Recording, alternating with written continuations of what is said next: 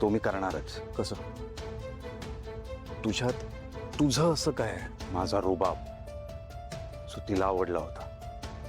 एकमेव गोष्ट आहे माझ्याकडे, पण आता तोच नकोसा झालाय मला. नको झालं तरी बोलायला हवं ना. तुम्ही जाऊन त्याला सांगा की तुम्हाला त्याचा रुबाब आवडतो, तुमचं किती प्रेम आहे त्याच्यावर. घरच्यांशी बोला, त्यांना समजवा.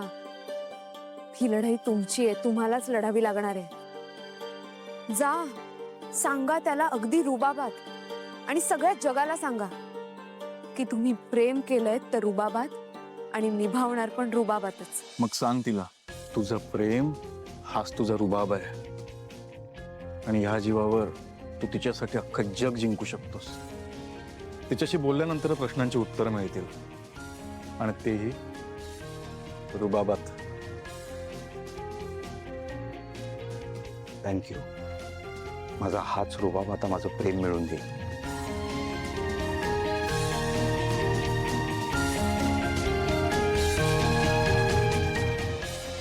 Thank you, thank you so much. असे सूर हल्लेत का? सूर हल्ले नाही आहेत, सूर हलवले गेलेत. म्हणजे? भैरवीजींचा प्लॅन आहे. अरे पण सावलीची किती बदनामी होते, लोक तिला ट्रोल करतायत. म्हणजे असं तर झालं नाहीये ना की भैरवीला धडा शिकवण्याच्या नादात आपण सावलीची इब्रत पणाला लावली? काळजी नका करू बाबा, ओरिजिनल गाणं माझ्याकडे आहे. जेव्हा ओरिजिनल गाणं लोकांसमोर येईल तेव्हा सावलीचं कौतुक होईल आणि भैरवीजींची बदनामी होईल.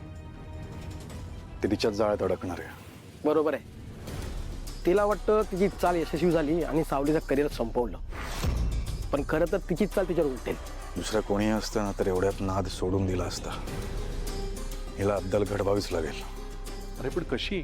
वेळ आली आपला हुकूम एक टाकायची. म्हणजे? ओरिजिनल गाणं जे माझ्याकडे आहे ते व्हायरल करूयात. That's a great idea.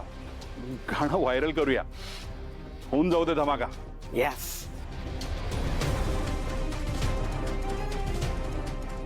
Hello, सावलीचं original गाणं व्हायरल कर. कधीपासून तुझीच वाट बघते मी. कसं वाटतंय तुला? बरं. अगं, मार्केटमध्ये गेले होते ना, तर तिथे गाडीवर एक माणूस चिंचा, बोरो वगैरे सगळं विकत होता. काय झालं, तोंडाला पाणी सुटलं? आणलं नाही तुम्ही? आणलं ना, असं कसं नाही आणणार. थँक्यू आई. आता मला खरं खरं सांग, बरं वाटतंय ना? हो आई, कसलाच त्रास नाही ना? कसलाच त्रास होत नाही, सगळं छान आहे. यापुढे सगळं छान होणार तुझं. आणि माझी कशावरून खात्री पटली माहितीये? जेव्हा मी काल राजकुमारला स्वतःहून सगळ्यांसाठी स्वयंपाक वगैरे केलेला बघितलं, तेव्हा माझी खात्री पटली. खरं सांगू का, मला इतकं आश्चर्य वाटलं. मला इंटरेस्ट दिली नाही किचन मध्ये. तुझी आज सुट्टी असं सांगून फिरकूच दिलं नाही. बरं, ते सगळं जाऊ द्या. मला सांगा, सावलीचं काल रेकॉर्डिंग कसं झालं? खूप सुंदर, अप्रतिम. काय गाते ती पोरगी खरंच. म्हणजे ते गाणं ऐकून, ते स्वर, तिच्या चेहऱ्यावरचे भाव, मी तर मंत्रमुग्ध झाले. मी खरं सांगू, तिच्या गळ्यात ना सरस्वती नांदते ग. खूप सुंदर, अप्रतिम. हे खरंच तुम्हाला तिचं गाणं इतकं आवडलं? हो. हे ऐकून मला इतकं छान वाटतंय ना. सावलीला सुद्धा खूप आनंद होईल. कसं कळेल तिला? नाही म्हणजे तू जर का सांगितलंस, मी असं बोलले तर कळेल ना, नाहीतर नाही कळणार. तिला काहीही सांगायचं नाही. मग तुम्ही सांगा ना तिला. नाही, काय गरज नाहीये. अमृता, तिचं गाणं आणि माझं तिच्या विषयीचं मत, या दोन वेगळ्या वेगळ्या गोष्टी आहेत. आई, मान्य आहे मला.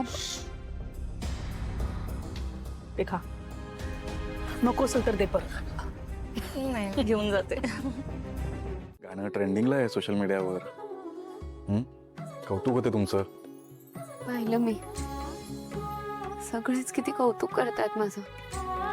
हे सगळं एखाद्या स्वप्नासारखं वाटतंय मला. थँक्यू. हे सगळं फक्त तुमच्यामुळे झालंय. नाही नाही, फक्त माझ्यामुळे नाही, माझ्यासोबत बरेच लोक होती.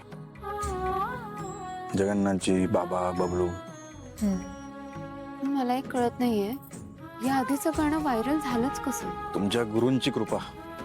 म्हणजे भैरवीजींचा प्लॅन होता सावली. तिथे जो रेकॉर्डिस्ट होता त्याच्यासोबत मिळून तिने एक खराब गाणं तयार केलं होतं. मला याचा अंदाज होता, सावध होतो मी, म्हणून मी 2 गाणी बनवली. खराब गाणं त्यांना पाठवून दिलं आणि ओरिजिनल तुझ्या आवाजातलं गाणं माझ्याकडे ठेवलं आणि ते रिलीज केलं. त्याचे परिणाम तुझ्यासमोर आहेतच. तुझं कौतुक करतायत आणि परत एकदा भैरवीजींची बदनामी होती. एवढं सगळं झालं, तुम्ही मला का नाही सांगितलं? सांगितलं असतं तर तू परवानगी दिलीच नसतीस मला. तुझ्यातला चांगला माणूस जिवंत झाला असता. तू म्हणाली असतीस की नको शरण सर, माझी गुरु आहे ती, गुरु बाबतीत असं काही नको करायला. तू चांगला विचार करतेस सावली, पण त्या तुझ्याबद्दल काय विचार करतात हे माहिती आहे तुला?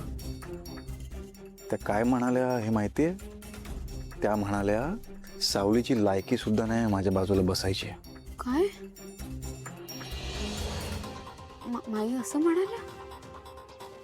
हे बघ, तू गुरूंचा मान ठेवतेस हे योग्य आहे, हे केलंच पाहिजे. पण गुरूंनी सुद्धा शिष्याचा मान ठेवायला हवा. जर गुरूंनी शिष्याचा मान नाही ठेवला ना तर ती स्वतःचीच निंदा केल्यासारखं होतं. आणि आव्हान त्यांनी तुला दिलंय, तू त्यांना दिलं नव्हतंस. आणि गुरूंचं आव्हान स्वीकारणं हे शिष्याचं कर्तव्य असतं.